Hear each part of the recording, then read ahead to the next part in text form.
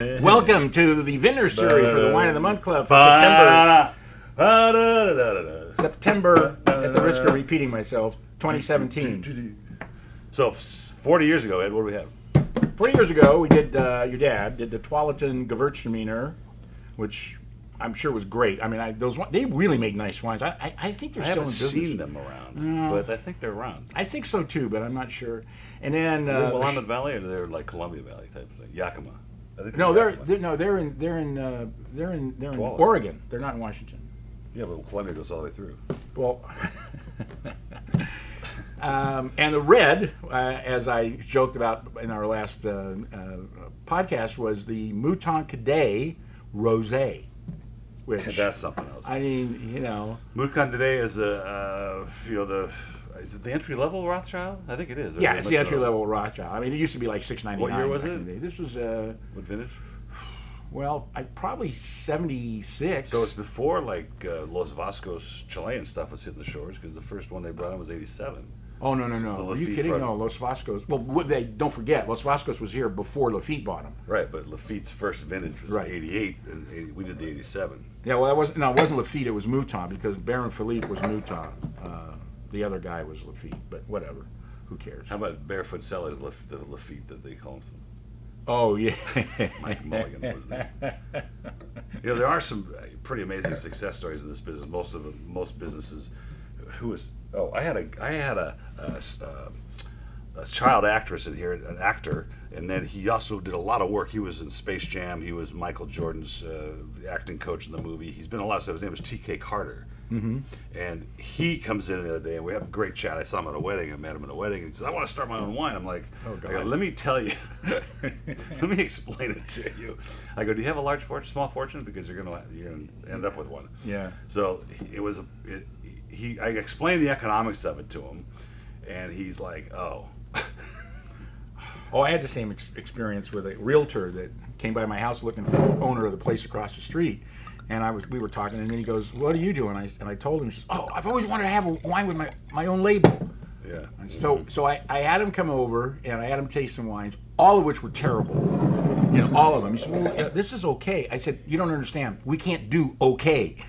You know, we don't live on okay. We live on, oh, this is great." That's just to get people to drink it. Forget selling it. Okay, this was like the last wine I bought for this spot. Wow. Because I was struggling to find something I liked, and look at the blend. Yeah. It's like every district in the world. It's Carménère, Malbec, Petit Verdot, Merlot. Oh, well, it's kind of a Bordeaux blend. It is a Bordeaux blend. Carménère. Well, Carménère, you know, it was originally sort of considered that. Well, it was considered Merlot. I mean, until they found out it wasn't. And then, as I said in the article, they banished it to Chile, and Chile's done a great job with it, just like Argentina's done an unbelievable job with Malbec. So who brought this in? Wine, bro. This is Sebastian. This is really good. This is a really nice bottle of wine. Sebastian is a Chilean, Argentinian. No, he's Chilean, and he has great connections.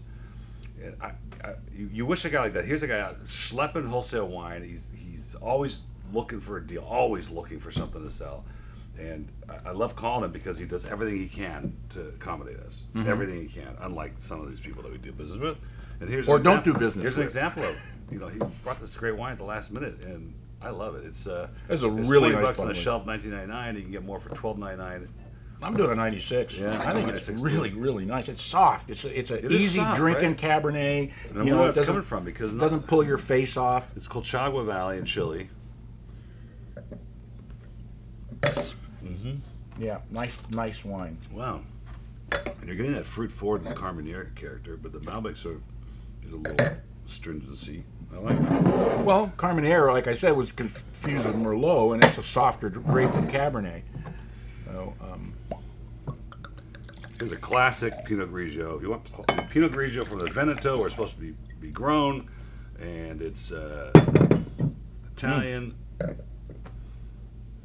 2016 vintage, nice and fresh. Almost got a little spritz to it. Little blow off.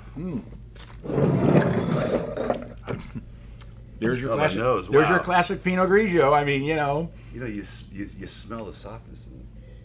There's a little kiwi, a little green apple, nice sharp tartness. I mean, with a cream. This is cut through a cream sauce or any kind of shellfish. I don't get any petty on there. Like a little cotton candy. Very little, very little. You can see it though. See, on the edge of the glass, there's some bubbles coming out. Must have a different bottle than me. Mm-hmm. 2016. I'm loving that. I love that. I love that flavor. I like that the is nose. just delicious. I'm getting like a carnival in the nose, you know. Yeah, $18.99 on the shelf, $11.99 reorder, and I'm at a 97 for that. That's really nice. That's a You know, very the nice advent of Pinot Grigio and it becoming one of the staple grapes of late, I'm a 97 too. We taste a lot of them, and we taste a lot of crap. I mean, look, for $12, that's a steal. That is an absolute steal. Now here's a guy. Oh God. This is. I'm sure this is Sylvester Winery. Yeah, it is. It's Sylvester owns this large cheese importer. Walter's his son-in-law. He runs the place. But they own a winery in Paso. They've owned it for many, many, many years. We've done a lot of their wines over the years. We used to have a great relationship. And so this broker, Mike Mora, bottled this in his brand, the Pesquiera Cambra. Whatever that I don't know means. what the label's supposed to mean, but he's been asking me forever to feature this wine, and he kept thinking it was worth the limited series level. I said it's not. I go, when you get the price down to where the Vintners Series can own it. That's I'll pretty buy it. nice wine though. And now, but that took 2 years. So it's a 2012. It's been aging in the bottle, and I love it now. Yeah, but it doesn't smell or look like it's No, the it's color's 5 years great. old. No, the color is vibrant. It has no, slightly burnt orange component that you start to get with wines as they age. Wow, it's still youthful, very. Very youthful, lots of good fruit. Approachable. So I'm sure, when he started out, that he was gonna make a small fortune, and he ended up making a small fortune. That's what we do. Fortune not being the right word. Yeah. But boy, we got to take advantage of a great offer, and at $20 on the shelf, $18.99 if you can find it. It's $12.99 for more. 95. Yeah. And much classier, more elegant than the floor stacks at the market. Ooh. That's very nice. That really is a nice wine. I wouldn't guess it came from Paso because it's not real alcoholic. It's not too dense. No, it's got some softness to it. Very nice. It's wine. not that opulent, overjuiced thing either. Oh, I've been dying to taste this wine because I love Vinho Verde. Absolutely love it. Why does it say Alvarinho? Well, because Alvarinho, which drove me nuts because I figured I see that on the spreadsheet and I go, Alvarinho is Spanish grape. Yeah, that's not right. Well, Alvarinho is Alvarinho spelled in Portuguese. Okay, now Vinho Verde literally means green wine, and it's one of the few areas with a name like that actually is an area. Vinho Verde is an area. Okay, the name of the wine kind of signifies what the wine tastes like. Amazing. Oh, it's gorgeous. I mean, I haven't even tasted it. I There's love these peaches, wines. there's I love white these nectarine wines. all over the damn place. There are about 3 different grapes that they use to make Vinho Verde. All right, the best one is Alvarinho. So, on very rare occasions, as a matter of fact, this may be one of the only times I've ever seen it on a label. They will tell you this is 100% Alvarinho. It doesn't have the other 2 grapes, which I can't even pronounce, let alone remember. This is something. I forgot about this a while ago. And I think this is Sebastian also. It's got more weight. We did a Vinho Verde, about 2 months ago? Yeah. And different style. delicious wine, but a different style. Exactly. Anyways, $18.99 a shelf, $11.99 reorder price. I'm at a 97 for that. Well, I would love to throw that in the mix with just people that I don't like Chardonnay. Well, I don't care if they like Chardonnay or not, or Pinot, whatever. I don't even care what they like. Whatever the main grapes are that people drink, the whites, and just say try something different. They have to like this. But this is a wine you got to have with food too. I mean, you got to have some shellfish or oysters or something like that because it's got a nice crisp acidity. It kind of cleanses your palate right afterwards. So tonight we're going to the Parkway Grill for a cocktail pairing meal. Oh, you Ubering? Oh, it's a good idea.